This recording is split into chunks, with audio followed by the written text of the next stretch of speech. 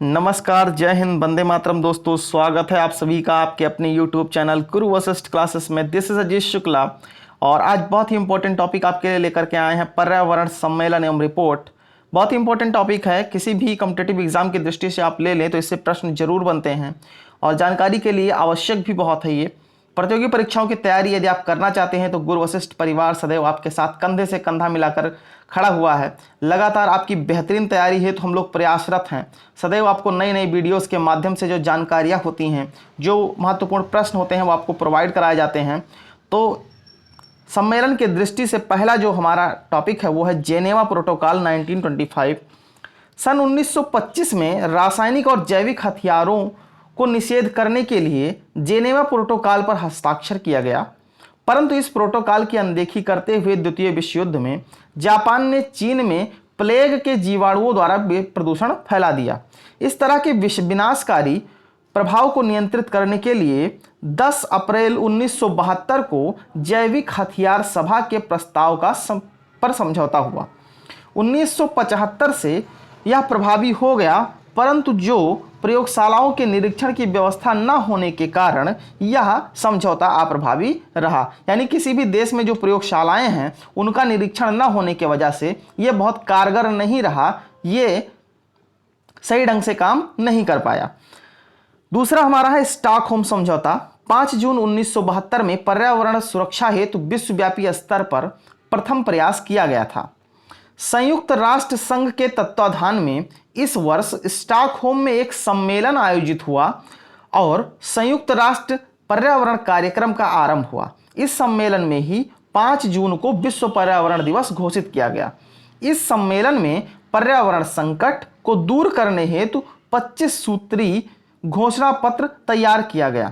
यानी 5 जून जो हम लोग पर्यावरण दिवस आज मनाते हैं, स्टॉकहोम समझौता की ही देन है। 1972 में हुआ था 5 जून को पर्यावरण दिवस, मतलब जो पर्यावरण सुरक्षा है तो विश्वव्यापी स्तर पर एक समझौता हुआ था, एक बैठक हुई थी जिसमें 25 सूत्री घोषणा पत्र तैयार किए गए थे। उसी दिन से निर्धारित हुआ था कि 5 जून को हम लोग पर्यावरण दिवस के रूप में मनाएंगे। अगला जो हमारा है वो है साइट्स, यानी CITES साइट्स। इसका पूरा नाम है conservation on international trade in endangered species, यानी जी हमारे लुप्त प्राय प्राणी हैं जो विलुप्त हुए जा रहे हैं उनके लिए ये था कि वाशिंगटन सम्मेलन 1973 में इस पर सहमति बन गई थी। 1973 में इस पर सहमति बनाई गई, लेकिन यह लागू हुआ 1976 में। यह विश्व का सबसे बड़ा वन्य जीव संरक्षण समझौता है। यह जीवन जो जीव हैं और उनके अंगों आदि के अंतर्राष्ट्रीय व्यापार को प्रतिबंधित करता है, यानी कोई भी जीव अथवा उनके अंगों का अंतर्राष्ट्रीय व्यापार करना निषेध किया गया। साइट्स विभिन्न राष्ट्रों को यह भी निर्देश देता है कि वह अपने राष्ट्र में जीव व्यापार पर नियंत्रण रखें। यानी साइट्स का जो मुख्य उद्देश्य था वो जीवों की तस्करी को रोकने और जीवों के जो हमारे व्यापार होते हैं उनको रोकने के लिए इस साइट्स का गठन किया गया था। अगला हमारा था आधारी समझौता। आधारी समझौता आपको बता दें कि जितने भी हमारे अपशिष्ट पदार्थ होते हैं उनसे संबंधित था। 1980 के मध्य में प्लास्टिक, कूड़ा धातुओं की खतरनाक रासायनिक निर्गम आदि के पदार्थों को प्रतिबंधित करने वाली अंतर्राष्ट्रीय समझौते की मांग होने लगी थी।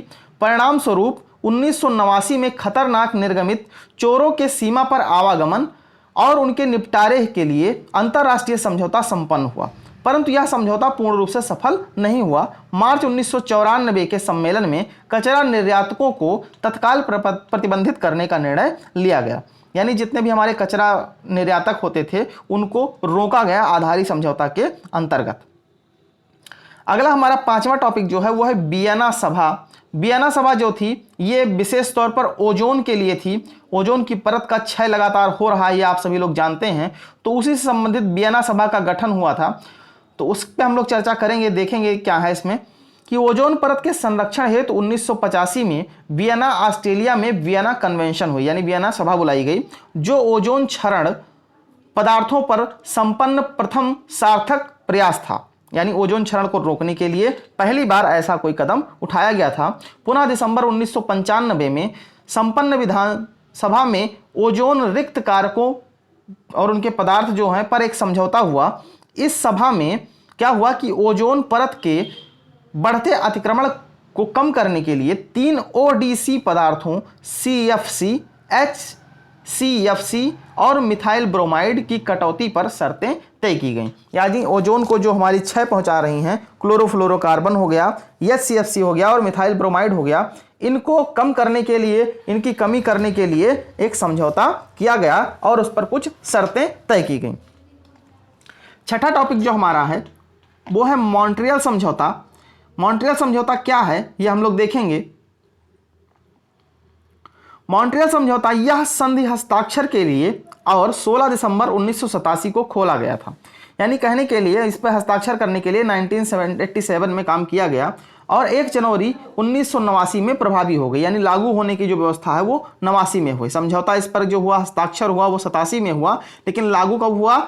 1989 ईस्वी में। जिसके बाद इसकी पहली बैठक मई 1989 में हेलेंस्की में हुई। यानी इससे प्रश्न पूछा जाता है कि मॉन्ट्रियल समझौता की पहली बैठक कब कहाँ हुई थी, तो 1989 में हेलेंस्की में हुई।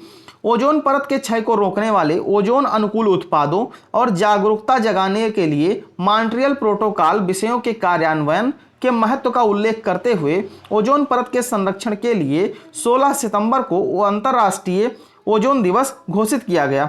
इस समझौते में कई देशों ने बढ़ चढ़कर हिस्सा लिया और आज लगभग 197 देशों द्वारा इसे मान्यता दी गई है। इसका उद्देश्य वर्ष 2050 तक ओजोन परत ठीक हो सकती है, ऐसा उद्देश्य है इसका, कि जो हमारी ओजोन परत का क्षय है वो 2050 तक जाकर के रिकवर हो जाएगा, ठीक हो जाएगा। छठा टॉपिक जो हमारा है टोरंटो विश्व सम्मेलन 1988। 1988 में टोरंटो कनाडा में आयोजित पर्यावरण यह सम्मेलन में क्या हुआ कि एक प्रस्ताव पारित किया गया सभी देशों के द्वारा कि वर्ष 2005 तक कार्बन डाइऑक्साइड के उत्सर्जन में सुरक्षा से 20% कटौती करें ताकि ग्रीन हाउस प्रभाव को कम किया जा सके। तो टोरंटो में 1988 का केवल इतना सा उद्देश्य था कि 2005 तक जो कार्बन डाइऑक्साइड है उसके उत्सर्जन में 20% तक की कमी की जाए। अब मोस्ट इंपोर्टेंट है पृथ्वी शिखर सम्मेलन 1992। सम्मेलन की 20वीं वर्षगांठ संयुक्त राष्ट्र संघ ने ब्राजील की राजधानी रियो डी जेनेरो में 1992 में पर्यावरण और विकास सम्मेलन आयोजित किया। इससे अर्थ समिट पृथ्वी या फिर पृथ्वी शिखर सम्मेलन भी कहा गया।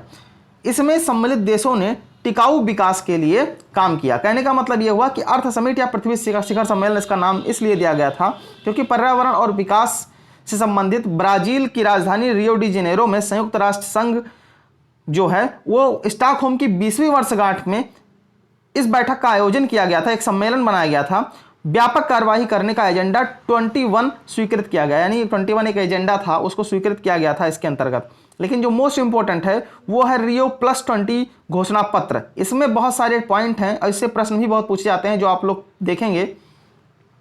संयुक्त राष्ट्र सतत विकास सम्मेलन रियो का आयोजन ब्राजील के रियो डी जेनेरियो में 20 जून से 22 जून तक 2012 को हुआ, यानी अभी जल्दी की बात है, जिसका शीर्षक द फ्यूचर वी वांट है, यानी कैसा भविष्य हमें चाहिए, ऐसे शीर्षक पर एक काम किया गया, एक घोषणा पत्र तैयार किया गया जो है 49 पन्नों का दस्तावेज जिसमें लिखा गया था और ये कहा गया कि टिकाऊ विकास को बढ़ावा देना है। समय की मांग यही है कि एक प्रौद्योगिकी हस्तांतरण जबकि दूसरा वित्त, इन दो महत्वपूर्ण मांगों पर विश्व के प्रमुख नेता सहमत हुए। यानी पहली बात क्या थी कि हमें प्रौद्योगिकी एक दूसरे में आपको हस्तांतरित करनी है और दूसरा बात है जो वित्तीय मामला है यानी जो आर्थिक मामला है उस पर भी हमें ध्यान देने की आवश्यकता है। तो इसके प्रमुख बिंदु जो हैं वो ज़्यादा आपको समझ में आएंगे, उनको आप ज़्यादा ध्यान भी देंगे क्योंकि ये ज़्यादा इंपॉर्टेंट है। इन्हीं से आपको क्लियर होगा कि इस विकास के अंदर या इस मामले के अंदर था क्या। तो देखेंगे पहला टॉपिक, पहला इसमें पॉइंट था कि एक ऐसी विकास प्रक्रिया की शुरुआत की जाए जो सतत विकास के लक्ष्यों की प्राप्ति में सहायक हो। हमें एक ऐसी प्रक्रिया अपनानी चाहिए जो लगातार विकास करे। हरित अर्थव्यवस्थाओं की सतत विकास प्राप्ति हेतु तो एक महत्वपूर्ण औजार बनाया जाए, यानी जितनी भी हरित अर्थव्यवस्था हैं उनको उनके विकास के लिए हमें एक महत्वपूर्ण औजार बनाने की आवश्यकता है। संयुक्त राष्ट्र पर्यावरण कार्यक्रम को शत बनाया जाए तथा सतत विकास के लिए एक नए फर्म स्थापित किए जाएं, यानी संयुक्त राष्ट्र संघ को हमें लगातार 100% काम उस पर करना है और एक नए फॉर्म की आवश्यकता है हमें। कारपोरेट स्थिरता रिपेयरिंग उपायों को बढ़ावा देना, सकल घरेलू उत्पाद के परे जाकर देश की खुशहाली का आकलन करना, सतत विकास के लिए वित्त पोषण के लिए एक नई रणनीति विकसित करना, और क्या क्या था कि सतत उपभोग और उत्पादन से निपटने के लिए एक फ्रेमवर्क अपनाना, लैंगिक समानता में सुधार पर ध्यान केंद्रित करना, यानी लैंगिक समानता बहुत जरूरी है, चाहे वो लड़का हो या लड़की हो, हर कोई पर्यावरण के लिए अच्छा कार्य कर सकता है। और 9वां नंबर था इसमें कि नागरिक समाज एवं विज्ञान को नीतियों में शामिल करना, हमारे कानून में होना चाहिए कि नागरिक है जो हमारी सोसाइटी है और जो विज्ञान है ये कानून के अंतर्गत होना चाहिए।